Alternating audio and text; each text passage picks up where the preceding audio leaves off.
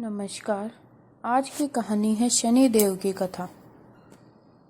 भगवान सूर्यदेव ने देवी संध्या के साथ विवाह किया और 3 बच्चों का जन्म हुआ, वैशव, यम और यमुना।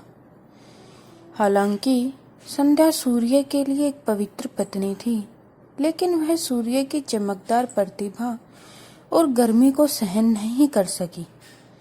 इसलिए वह सूर्य की प्रतिभा का सामना करने के लिए, आवश्यक शक्ति हासिल करने के लिए तपस्या करने की भी इच्छा रखती थी और अपनी तपस्या के परिणाम स्वरूप हासिल की गई अपनी प्रतिभा को भी आगे बढ़ाना चाहती थी।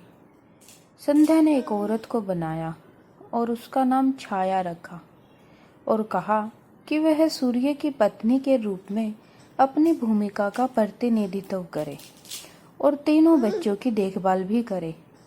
हालांकि वह सूर्य भगवान के लिए अपनी योजनाओं को किसी के सामने प्रकट नहीं करना चाहती थी, इसलिए वह तपस्या करने के लिए जंगल में चली गई। चूंकि छाया बहुत साधारण रूप से मिलती जुलती थी, सूर्य भगवान उस पर संदेह नहीं कर सके। छाया के माध्यम से सूर्य भगवान के 3 और शिशु हुए, जो थे मनु, शनि और ताप्ती। इसलिए शनिदेव को सूर्य के पुत्र और यम का भाई कहा जाता है। जब शनिदेव छाया के गर्भ में थे, उसने भगवान शिव को प्रसन्न करने के लिए चमकदार सूर्य के नीचे एक गंभीर तपस्या की। चूंकि वह पूरी तरह से भगवान शिव की प्रार्थना और पूजा में डूब गई थी, दिव्य शक्ति गर्भ के भीतर बच्चे का पोषण करती थी। इसलिए शनिदेव भगवान शिव को बहुत समर्पित थे। इसके अलावा जब छाया ने इतनी देर तक धधकते सूरज के नीचे तपस्या की, तो शनि गर्भ के अंदर काले रंग के हो गए थे। जैसे ही शनिदेव का जन्म हुआ, सूर्य भगवान ने उनके रंग को देखकर तुच्छ जाना और इस बात पर संदेह किया कि क्या शनि का जन्म उनके द्वारा ही हुआ है।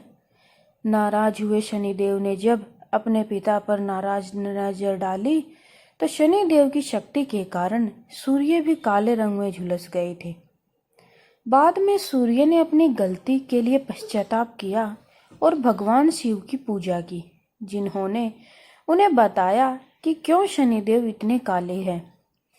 इस बात के पीछे सच्चाई को जानने के बाद सूर्य भगवान अपने पुत्र शनिदेव के साथ खुश थे और वे एक दूसरे को बेहतर समझने लगे।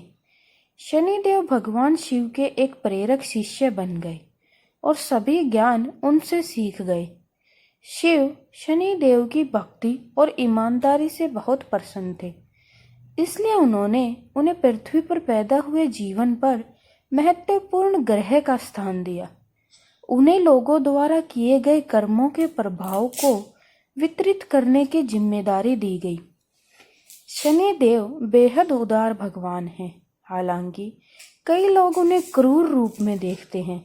वह अपने भाई यम, मृत्यु के देवता की तरह इतने न्यायप्रिय हैं, इसीलिए वह लोगों द्वारा किए गए कार्यों के अनुरूप सही प्रकार के परिणाम प्रदान करते हैं। अच्छे कर्मों के साथ शनि देव की प्रार्थना करने से उनके आशीर्वाद प्राप्त होंगे और पीड़ित लोगों को कम भुगतना पड़ेगा। कहानी सुनने के लिए धन्यवाद।